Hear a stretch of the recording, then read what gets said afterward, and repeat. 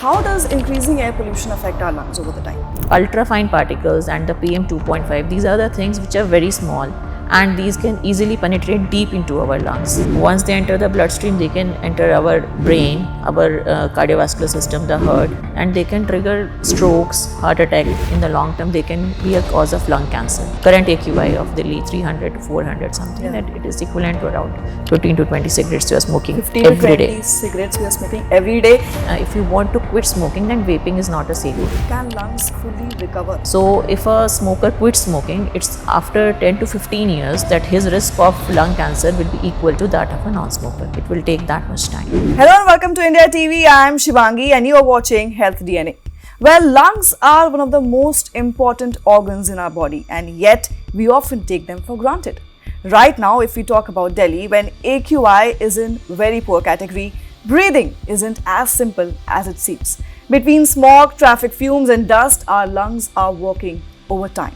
So how exactly is pollution affecting our lungs? How harmful can vaping be? And what steps can we take to protect ourselves? Well, to answer all these questions, we have with us Dr. Lavleen Sharma, consultant chest physician from Kailash Deepak Hospital. Ma'am, welcome to India TV. Thank you so much. And ma'am, pollution is something that I'll come to you later on, but initially I want to ask about what are the first, or I would say the most common lung diseases that you see today, that are, on a rise today? So, asthma, chronic obstructive pulmonary disease, that is COPD, and lung infections like pneumonia. So Mostly asthma and COPD, yeah. Okay. So what is the difference between asthma and COPD? Because many people do not understand that. See, asthma arises during childhood. It originates during childhood, and COPD is a disease of people after the age of 40. Okay. Mostly it manifests after the age of 40. In asthma, the symptoms are episodic. In between the episodes, the patients are usually asymptomatic. And when there are episodes, they are having the symptoms of chest tightness and wheeziness. In COPD, the symptoms are persistent. The patient is never actually symptom free. He is always experiencing day and night the symptoms of chest tightness, cough, sputum, wheezing, and breathlessness. So these are the basic differences. Right. Now, what are the early signs of lung problems that people often ignore or mistake for like aging or a cold? So the early signs are like exertional dyspnea. If you are feeling breathless on exertion, like daily routine activities, like you are climbing one flight of stairs, you are feeling breathless, you are walking few meters, you have started feeling breathless. This might not be just age related. This may be the development of COPD or any other lung illness. So you should take care of these symptoms and consult your physician. Okay. Now, ma'am, moving on, as you said, cough. Now, what counts as chronic cough, and when should someone see a doctor immediately for that? Chronic cough is mostly the patient is having daily production of phlegm, and he is coughing day and night for like 2 to 3 months, and the cough is not going anywhere. That is the time you should go and consult your chest physician, and he will do the test and workup. He will examine you, and then the diagnosis will be made. Okay. And how dangerous is snoring during sleep? Is that also a signal? Because many people associate it with a signal, but they do not understand. See, snoring, many people snore, but snoring is not always harmful. But yes, snoring can be a sign of obstructive sleep apnea. In short, we say OSA. Okay. Obstructive sleep apnea is a disease in which the upper airway collapses during sleep. The upper airway through which the breathing pipe through which we are breathing, that collapses during sleep. During that time, the oxygen level falls, and during that period, inflammation rises in the body, and it can lead to heart attacks and strokes. And it can in the long term, it can lead to hypertension, diabetes, and other problems. So yes, it can be dangerous because snoring can be a symptom of obstructive sleep apnea. Okay, so there are signals. Now, moving on, ma'am, as I said, pollution. We are living in Delhi. Pollution is everyone is talking about it. How does increasing air pollution affect our lungs over the time? So the air pollution is a mixture of gases, harmful substances like PM 2.5, PM 10, nitrogen oxide, sulfur dioxide, ozone, and heavy metals, everything included. So the ultrafine particles and the PM 2.5, these are the things which are very small, and these can easily penetrate deep into our lungs. Deep in the lungs, they can damage our lung tissue, and they can enter the bloodstream. Once they enter the bloodstream, they can enter our brain, our cardiovascular system, the heart, and they can trigger strokes, heart attack, MI. And in the lungs, they can cause, even in the long term, they can be a cause of lung cancer and also asthma and COPD. So there are big concerns with Yeah, that. really big concerns. And are children and older adults more affected by pollution? Definitely. See, children, they have developing lungs. Their lungs are not yet fully developed, and they breathe at a faster rate than adults. So they are more exposed to, they are taking in more air, and their lung is still developing. So if they are exposed at an early stage to air pollution, their lung will not reach its fully mature stage where it should have been if it was not exposed to air pollution. In the elderly have weakened immune system, and in this weakened immune system and weak overall body is weak also. In such cases, they are very prone to the harmful effects of air pollution. Okay, so it affects them actually more than what general citizens, or I would say the age group. For the middle age, it is less, but kids and elderly are more, they are more at risk. vulnerable. So generally, there's this question among people that how much polluted air do we actually inhale? Do we have any idea on a daily basis? A normal person is inhaling around 11,000 liters of air per day. Right. So this is the air that we are breathing in. So you can get the idea. Every breath we are taking 500 ml of air. In the whole day, 11,000 liters of air is going inside, and that air is containing everything which is harmful for our lungs and our whole body. So you can just get the estimate.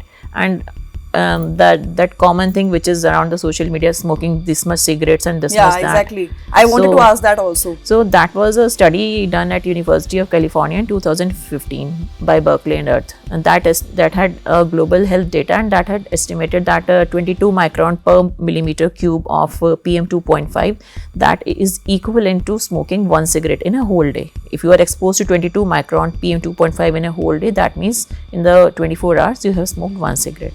So that estimates around, if you are current AQI of Delhi 300 to 400 something, that it is equivalent to around 15 to 20 cigarettes you are smoking 15 every to 20 day. cigarettes we are smoking every day, and that too, I'm not a smoker still. I am, I'm prone to it. So that is actually harmful.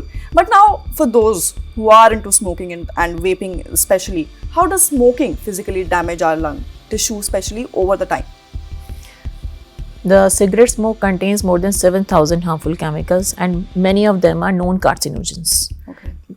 When a cigarette smoker inhales the smoke that goes inside the airways, it damages the airway epithelium, it damages the alveoli, which are small air sacs, which can lead to chronic bronchitis, emphysema, and that is what we call in the long term COPD. In the long term, these things accumulate, this damage is cumulative, and then later they manifest the symptoms of COPD, that is shortness of breath and cough, phlegm, chest tightness, and there is no cure for COPD. Okay.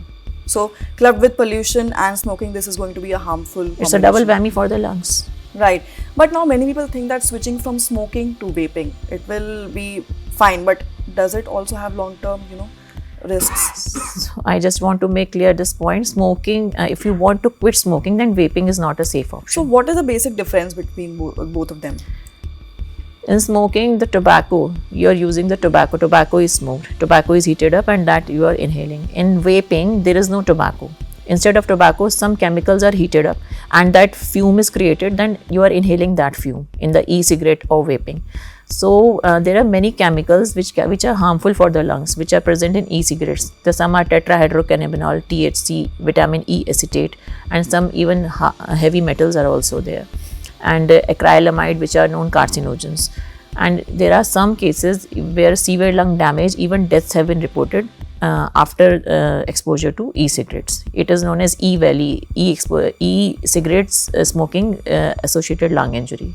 Okay. So vaping is dangerous. Vaping is also dangerous. So many people, consider this a myth that, vaping is safer than smoking. No, is it it's not. It is not. Now moving on, how does second-hand vapor affect people nearby? Like for example, a friend of mine is using a vape, and then how it affects me?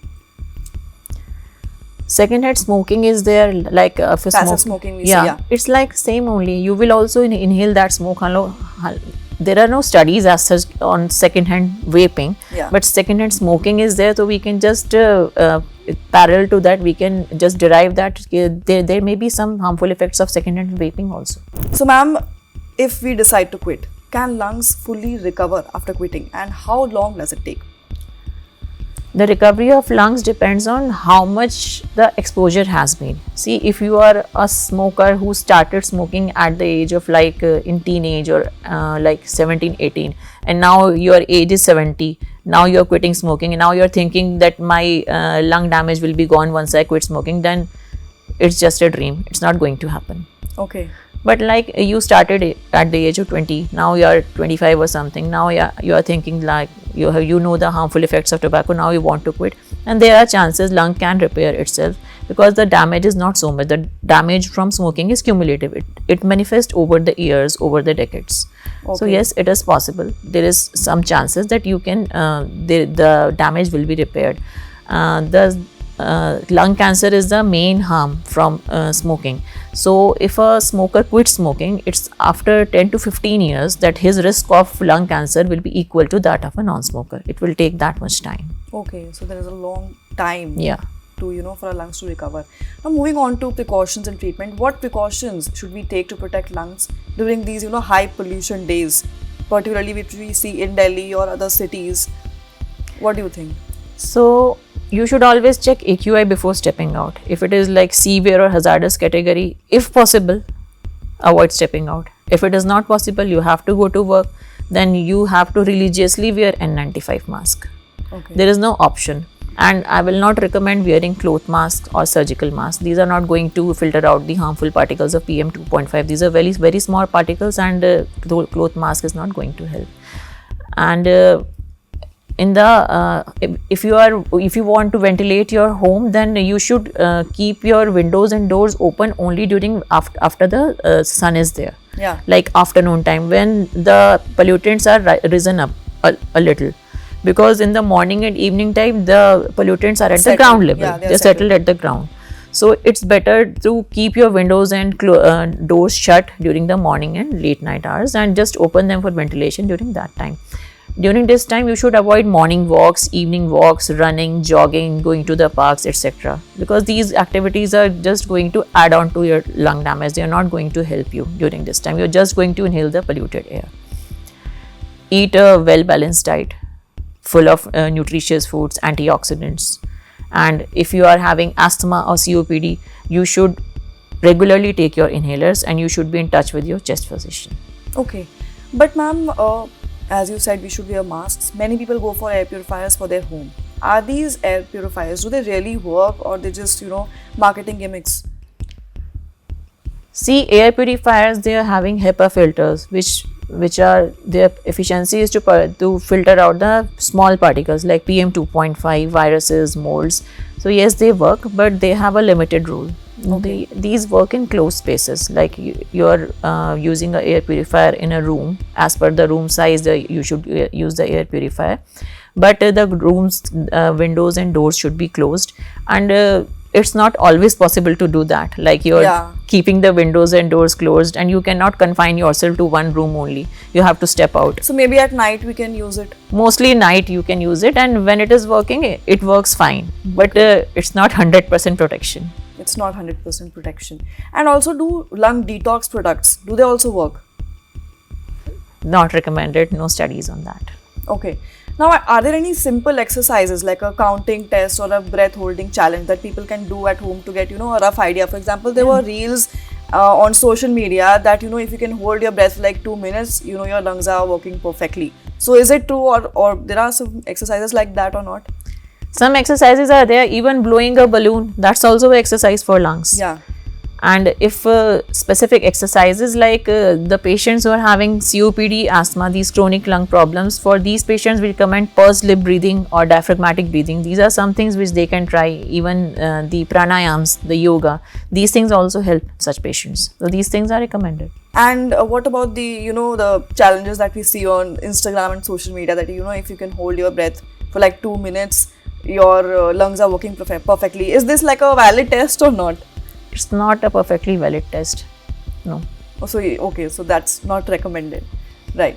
Now moving on to the care and treatment part, what are the most important tests to check your lungs, the health of your lungs? So the most important test is spirometry. In ordinary language, we used to call it lung function test or pulmonary function test. You blow a certain amount of air. You take a deep breath in, then you blow into a machine, and that machine is going to tell you the capacity of your lungs. Okay. So that is one important test for lung function. And can damage caused by pollution be reversed later? Again, I will say it depends on how much exposure you have already taken. Yeah. Years of exposure cannot be reversed. Right, right. And like for example, people living in high polluted cities, for example Delhi, how do they keep their lungs healthy? So to keep your lungs healthy, my number one tip will be, if you are smoking, then you should quit smoking as soon as possible. Because smoking is a double whammy. You are already smoking so many cigarettes in Delhi's air, then you are torturing yourself with Then you are again smoking. Your individual risk is also increased, so you should stop smoking. Smoking should not be done at any cost. Any cost. And what are the most important tips for maintaining healthy lungs? Yeah, apart from quitting smoking, you should regularly exercise. That is one thing. Regular exercise like walking, jogging, running, these are the things which help in building the lung stamina, your cardiovascular health. So even 30 minutes of walking 5 days a week, that is recommended. So you should do at least that much physical activity. Okay. And you should get a spirometry done if you are having any symptoms. If you are feeling shortness of breath or cough, then you should not ignore these symptoms. You should contact your chest physician and you should take proper diagnosis and treatment. Okay. And there is also this 6-minute walk test. What is the significance of this, and does it affect the oxygen levels? No, it does not affect the oxygen levels. See, this is a test for evaluating the capacity of the lungs and our cardiovascular system. So this test is basically, there is a 30-meter distance a patient has to cover. The laps have to be counted. The patient will walk for 6 minutes as fast as he can, as per his or her own pace. And then after the end of 6 minutes, we calculate the distance covered by the patient. And before starting the test, we check the patient's vitals, like his pulse rate, his BP, his SpO2, that is oxygen, which is checked by pulse oximeter. So after the end of 6 minutes, we again check the vitals. If there is a drop in his oxygen, that signifies there is some problem which is going on in his lungs or cardiovascular system. So these are the things, and these tests serve as baseline also. Like 6-minute walk test, initially we have done, that will serve as baseline after 6 months or 1 year in the follow-up of such patients. Okay. And what are the 5 superfoods that you would suggest that help our lungs keep healthy? Berries like strawberries, blueberries, then nuts, dry fruits and nuts, whole grains, green leafy vegetables, and the gingers. These are full of antioxidants. And I will just recommend, avoid processed food, the outside junk food. You should avoid these things. Homemade cooked food is and sugary foods, lot of sugars. You should avoid these things. Okay. And what lifestyle changes we can improve our lung and make them healthy through what lifestyle changes? Lifestyle changes, number one is quit smoking. That is number one. Another lifestyle change, be physically active. You should avoid sedentary lifestyle. That is very important. That is not good for lungs also. And protect yourself from pollution as much as possible on individual level. As I told, N95 mask, keep some air purifying plants or air purifier, and use carpooling. That is also very important. Carpooling or public transport. Yeah. So that less vehicles on the road, less of vehicular emissions. Maybe eventually it will help us. Yeah. Now there are 2 or 3 questions. Just you'll have to answer in like a yes or no. So does laughing deeply actually exercise our lungs? There's this exercise that people generally do in parks and all. So is that a proper exercise for lungs or not? Yeah, it is. It is. And do sugary drinks or junk food indirectly harm lung health? Yes. And can sleeping well at night help your lungs repair themselves? Yes. How much sleep do you recommend that it should be like? 7 to 8 hours. 7 to 8 hours. So that is like the ultimate. Yeah. Okay. Well, that was all, ma'am, and thank you for answering all our Thank you. questions and giving us all the details, because pollution is everywhere as of now, and smoking, vaping, there are several questions related to it, because and answers we do not really know. And now I guess our viewers would have all the answers. And how did you like this interview or not? Do comment and let us know. And for more such health related interviews, stay tuned with India TV.